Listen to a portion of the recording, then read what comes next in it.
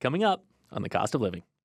We persevered through June and most of July, and my husband and I looked at each other and he said, I'm going to Canadian Tire to buy an air conditioner.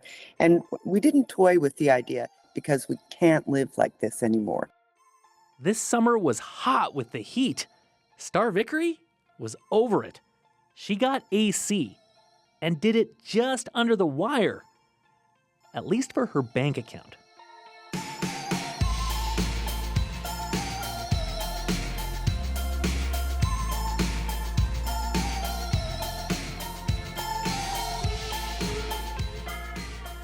Hi, I'm Paul Haberstrood. Welcome to The Cost of Living.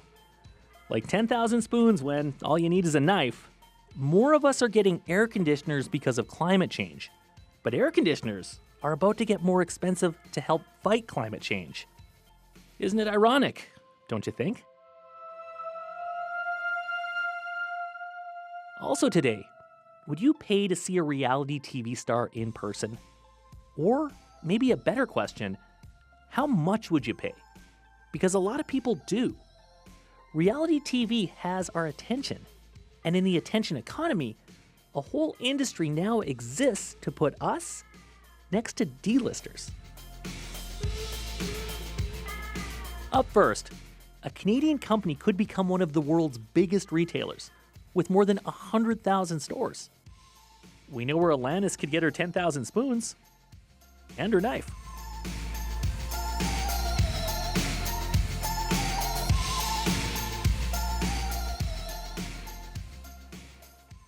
Big gulp in Japanese is okigoku.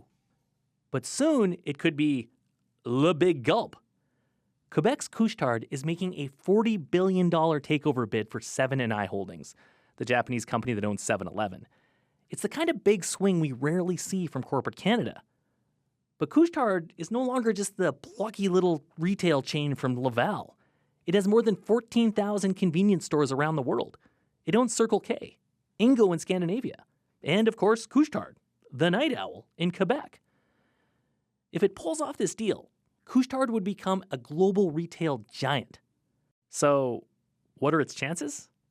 And could other Canadian companies learn anything from Couche-Tard? Andrew Willis is a business columnist for the Globe and Mail. He joins us now. Hello. Hello, Paul.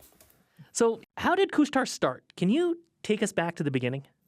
I can take you back to the beginning because it wasn't actually all that long ago. For a company with this kind of scale, it's a last generation creation of a really incredible entrepreneur named Alain Bouchard. So obviously he's a Quebecer. He was working in a couple of the different Quebec grocery store chains, mostly in designing stores and figuring out the best locations and the best layout for the stores. And he got frustrated because not all of his ideas were being accepted. So in 1980, he strikes out on his own. He buys one convenience store in the Montreal suburb of Laval. And that was the beginning of what became Couche-Tard, this global chain that you just outlined.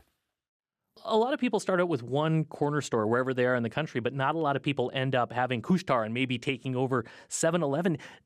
What do we know about Alain Bouchard? Like that is rare, if not special. What is it about this guy that he goes from one store in 1980 to here? Look, he's an extremely good operator. He's good at getting the products people want. If you go in a Circle K in my neighborhood in Toronto, you know, there's fast food. Teenage boys seem to love it. They're buying the hot dogs. They're buying the cold pop and things like that. And they're also really good on some of the behind-the-scenes things, Paul. Like, Couche-Tard apparently has the lowest employee theft rates in the industry. Now, that's a cultural thing. It means you hire well. It means you put in cameras in the right places. But running good stores, avoiding having too much inventory, and also financing very well. They're very good at keeping debt levels very low. They're just very good operators. And I think, as you said off the start, what would be the lesson for Canadian companies as they go abroad? You got to be the best in your business at operating the business. Couche-Tard's success is really about execution, not about any amazing ideas on how to run stores that the founders had. You know, when you think about a takeover bid for 7-Eleven, I mean, this is big time. Could you see something as you think back as in your time following this company? Is something of this size it able to, take this kind of a swing? Well, I mean, Couche-Tard has tried it before. The French takeover, the Carrefour takeover that they tried a couple of years ago, it wasn't quite at this scale. I mean, $40 billion is no Canadian company can match that. But it was an ambitious swing of the bat. Look, unfortunately, Paul, a number of other Canadians have tried really large foreign takeovers, and they haven't worked out very well. I'm thinking specifically of entrepreneurs like Robert Campo, who took over a couple of different U.S. Department store chains in the 80s, mostly because he was a real estate baron and saw real estate value.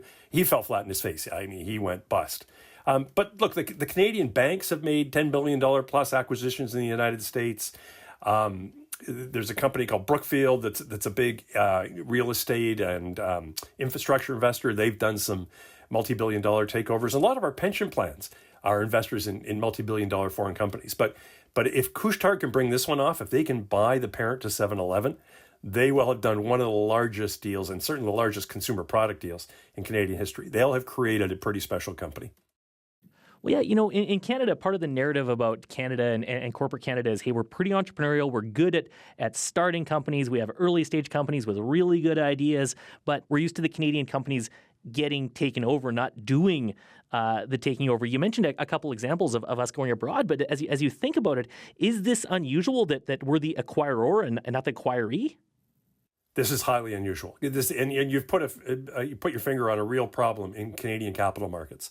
A lot of entrepreneurs will build a company to, say, $100 million in value, and then, with that kind of significant wealth in their back pocket, they stop taking risks. That's when they do sell out or they somehow merge with another company. And then there's also the example of Canadian founders who've tried to build global businesses like BlackBerry or like the Bombardier trains business. And it just hasn't worked out well. It's really difficult to get outside this country. It is tough, and we really need more entrepreneurs like Alain Bouchard who are willing to put in the work and to build these global companies, because a company like Couche-Tard, it's great for Canadians in a lot of ways. It's a core holding in our retirement funds. It's a big employer. Head offices in Couche-Tard's based in Montreal. Head offices like Couche-Tard are really good for a city and for a province. And, Quebec is a province that has obviously recognized that. There's the big corporate players in Quebec known as Quebec Inc. Is Couche-Tard part of that? Like, where does Couche-Tard fit in the pantheon of corporate Quebec? Yes, Couche-Tard would be a flagship member of the Quebec Inc. company. So what happens in Quebec that probably doesn't happen to the same degree in any other province is that the big provincial asset manager, the Caisse de dépôt, they will make significant investments in Quebec-based companies. That's a mandate from the provincial government to do so. And with that capital, a number of Quebec companies, CGI is a good example, Bombardier now in aerospace is a good example, they've been able to build these massive operations. Now, it doesn't always work out well for the Caisse. They've lost a little bit of money here and there on some of the Quebec champions that haven't been able to get outside the province. But if you're an entrepreneur in Quebec and you've got an idea that you think can work on a global stage, the Caisse and some of the other provincial funds are there with capital, just isn't as easily available in the rest of Canada. Do you have any sense whether other provinces are looking, or other even pension funds are looking and saying, hey, maybe this kind of support, maybe this kind of strategic investment is perhaps the way to go instead of just sort of more of a market-based approach?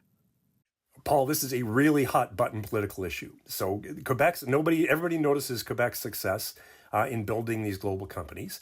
And a number of asset managers are saying, hey, wait a minute, why shouldn't the rest of the Canadian pension plans be required to put a little more money into building Canadian champions? Now, fund managers like the CPP Investment Board, which is the biggest of the pension plan managers, they're saying, wait a minute, you don't want to give us this, what we call a dual mandate of both promoting Canada and making money. Let's just make this about making money for retirees. That's the best system.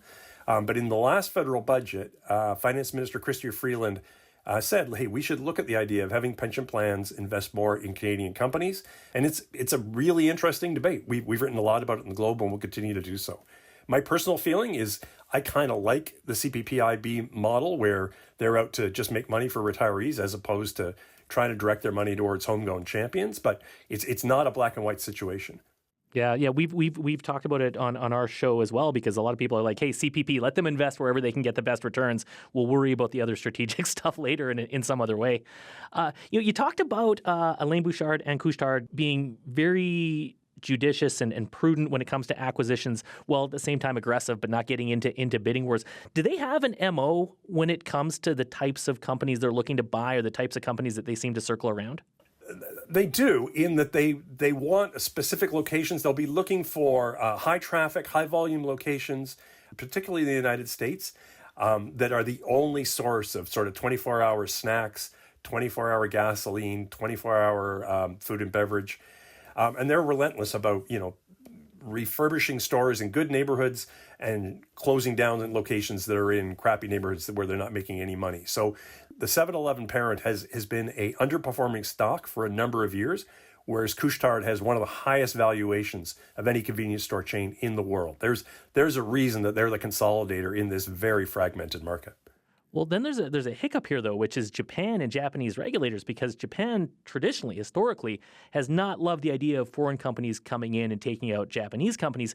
What about this time around, Andy? Do we have a sense of whether Japan is going to let this happen? We have a sense that the 7-Eleven parent is actually actively fighting back against Couche-Tard. That what was reported on Bloomberg the other day, Paul, I haven't been able to verify this myself, but I have a fair amount of respect for the Bloomberg reporters. They said the 7-Eleven parent is trying to get the Japanese government to declare their convenience store chain a, quote, core industry, in much the same way as aerospace or tech is core to the Japanese economy. I think it's a stretch, and I think it would be seen as protectionistic if the Japanese government went along with this. But Japan does not have Japan's track record is for refusing foreign takeovers. They're saying they want external capital. They're saying they want the rest of the world to invest in Japan, understandably. So they're trying to change their ways, but there is a chance that either regulation or just a lack of willingness to do a deal on the part of 7-Eleven's board of directors, that could shut down this deal. And apparently Japanese 7-Elevens are pretty cool. They're pretty fundamental to the country. Anthony Bourdain said it was the one vice he could not quit. When he went to Japan, he had to go and eat at 7-Eleven. Paul, there are people dedicating websites to praising egg salad sandwiches at 7-Elevens in Japan. I mean, their whole fresh food offering is apparently second to none. It's cheap food. It's very nutritious. It's beautifully prepared. They're a big part of Japanese culture. And I think from Couche-Tard's point of view, there's things they would like to take away from that, right? If you can increase the amount of fresh food you're selling at Couche-Tard locations, at Circle K locations around the world, there's a real opportunity in that. That's part of the reason for this takeover. Well, yeah, that was going to be my final question for you here is, do you think that Couche-Tard could bring any of that Japanese 7-Eleven magic back to Canada? Because from the pictures, I like the looks of that. Oh, absolutely. I think that's part of the plan. Every deal that Couche-Tard has done, they've taken best practices from the companies they've acquired. So we may be able to look forward to really neat Japanese-style meals at a Circle K in your neighborhood here in Canada. And that, to me, would be a real blessing out of this deal. And that's what we want from Global Champions. It's not a one-way trade. It's not just Canadians moving out into the world. It's bringing the best of retail practices from elsewhere into Canada. All right, Andrew Willis, we will look forward to having those egg salad sandwiches. Thank you. Thank you, Paul. Andrew Willis is a business columnist for the Globe and Mail.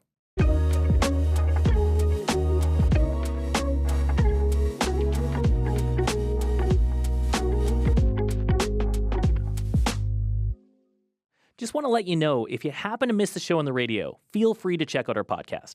It drops Friday nights. You can get it wherever you get your podcasts.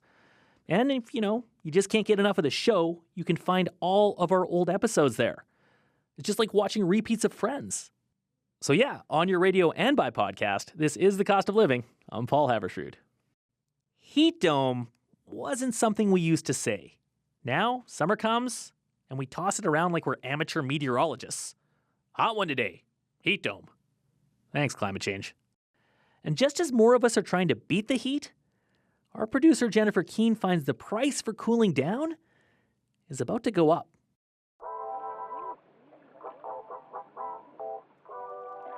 Star Vickery has lived in Halifax for decades, and for most of that time, summers have been very maritime-y. The fog would come in, and we have a biannual race here called the Marblehead to Halifax. That's from Boston to Halifax. Inevitably, fog and cold. But not anymore. In the last 10 years, our summers are getting warmer, and the last two have been unbearable. between the heat and the humidity this summer, Star cracked. We persevered through June and most of July, and my husband and I looked at each other and he said, I'm going to Canadian Tire to buy an air conditioner. And we didn't toy with the idea because we can't live like this anymore. They shelled out more than $800 for a window box unit they call Big Bertha. According to the most recent StatsCan data, roughly 64% of Canadians have air conditioning. If you're one of them, congratulations, because next year, getting AC will be more expensive. Yeah, a significant price increase coming for sure. Jeff Johnson is an HVAC expert with Arpes Industries in Calgary. The homeowner's price today is looking like it'll probably go up 15 to 20%. 20%? That means an $800 air conditioner could cost nearly $1,000 next year. And it all comes down to refrigerant. The stuff currently used in air conditioners doesn't meet new regulations under the Montreal Protocol, which limits the amount of harmful chemicals going into the atmosphere. So, as of January, it's out. So the refrigerant change has all the manufacturers have to redevelop their whole model. New safety protocols, new training procedures. Their whole facilities have to change. So there's a significant cost to that. The refrigerant cost alone is different as well. They are not as bad for the ozone layer. They are not as intensive in terms of greenhouse gas emissions. Warren Mabey is the director of the Queen's Institute for Energy and Environmental Policy. He says the new refrigerant will be better for the environment, especially when we're getting to the point where everybody does need to have access to these air conditioners. But the added costs come at a tough time for Canadians. There are times when it's easier to take on additional costs if the economy is doing well, if inflation is under control. People have a bit more disposable income, and it's easier to say, yes, I will pay a little bit more for this.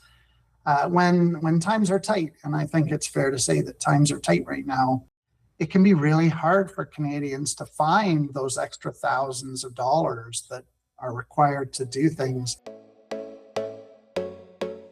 So we need air conditioners because of climate change, but the stuff we need to do to fight climate change will make air conditioners more expensive. Oh, the hot, sweaty irony of it all. Star Vickery is glad she bought her AC unit before prices started climbing. Boy, it gives you a nice break. And summer with Big Bertha has been pretty sweet, even now that it's coming to an end. Today's not too bad. It's only up to about 22 degrees. And we may put it on late afternoon, but it's just a peace of mind thing, knowing that if we get another one of these heat waves with the humidity, that we can turn that on and have a little place of refuge.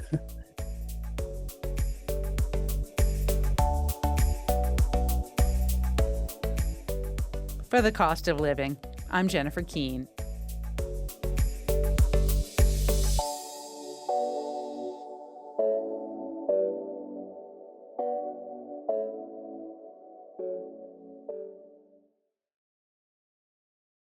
On your radio and by podcast, this is The Cost of Living.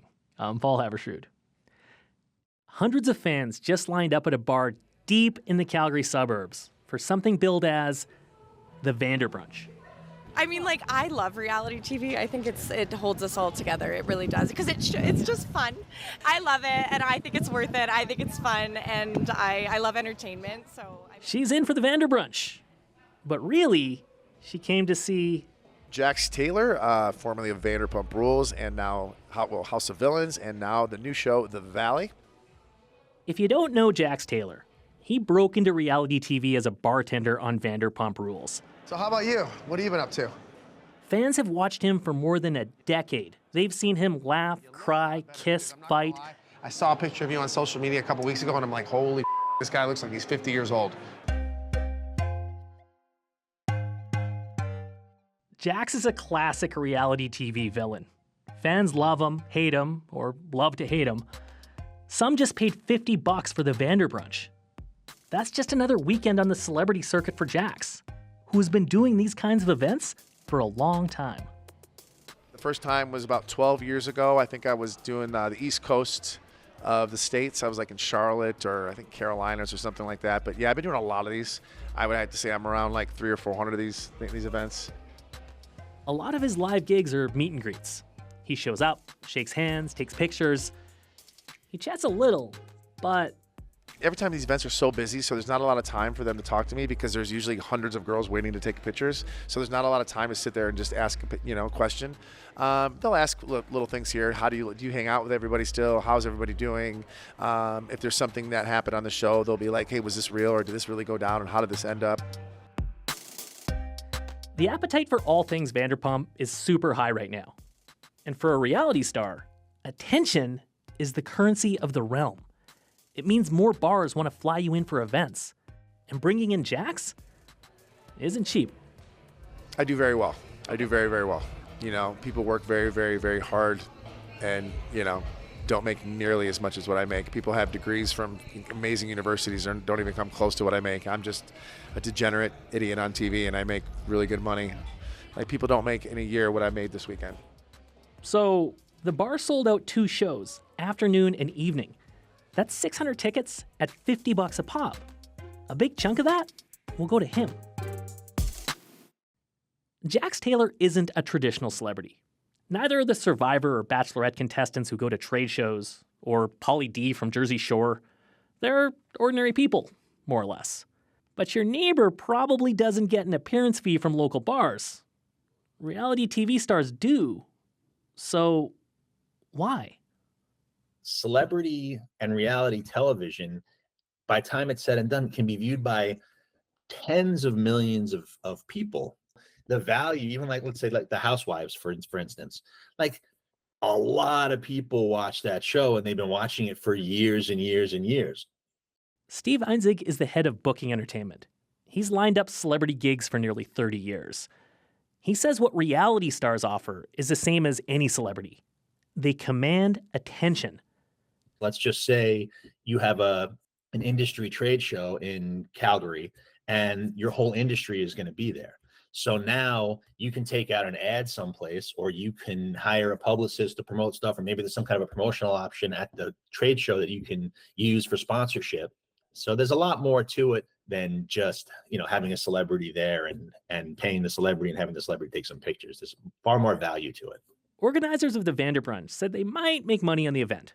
Food, drinks, tickets. But the bigger reason for bringing in Jax is to promote a relatively new bar. They want people to know they exist and to think, oh, hey, look, they got brunch. The bigger reality TV gets, the more fans that are out there, means more places that will want to get those fans through the door. For the reality star, they walk in, do their 2 hours, do a meet and greet, take some pictures. They can fly in the morning and fly out in the afternoon. And very often, depending on how big they are, they can negotiate private airfare involved in that too. So they can literally take up as little time as possible to get from wherever they're located to the show and back. So from the celebrity side, certainly it's about the money. As for the money, it could be $5,000, it could be 10, it could be 50, it could be 100. It really depends on who they are, how big they are. Steve says reality TV stars can make way more money doing live appearances than they do from their shows. Deadliest Catch, like those guys do tons of appearances. Tons, because they can show up at a fishing show or they can show up at a gun show or whatever it may be, and they can get $10,000, $7,500, but that all adds up. Do 15, 20, 30 of those while you're off air, and even if you average $15,000 a piece on 30, that's $450,000 that you generated. Appearance money can put reality TV stars in the 1%. But what about us? Why are we willing to pay for a brush with celebrity? Seeing live and in person someone that you admire at some level in the flesh, that's not a typical thing. Laura Grindstaff is a sociologist at UC Davis. She's studied reality TV and what she calls ordinary celebrity. Someone who pays to see Jax Taylor is, one, likely a Vanderpump fan, and two, figures it'll be fun, but they're also buying something else. When you see someone famous in person, it brings them in proximity. And I don't just mean physically. It sort of brings them into your orbit, down to your level, like into your life, and humanizes them in a way that, the relationship through the screen does not. Jax doesn't need to sing, dance, do magic tricks. He just needs to show up and be Jax. We're in an attention economy. Our most precious resource right now is attention. If you can get people's attention long enough to recognize who you are and then to parlay that recognizability into something else. Loads of real people appear on hundreds of reality shows, but not many of them get paid tens of thousands of dollars for an afternoon. And Jax, he knows it. It's a blessing to be where I am right now. I know it could be taken away at any time, and I think it's just important to stay humble. It could be gone tomorrow. There's people that lose it overnight. Jax has stretched his 15 minutes of fame into almost 15 years. And he'll keep getting paid as long as we keep paying attention.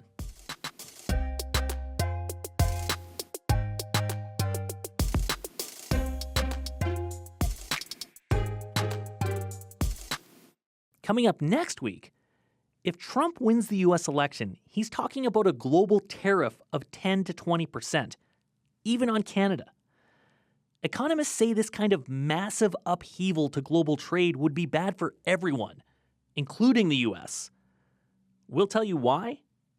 For Trump, that may not matter.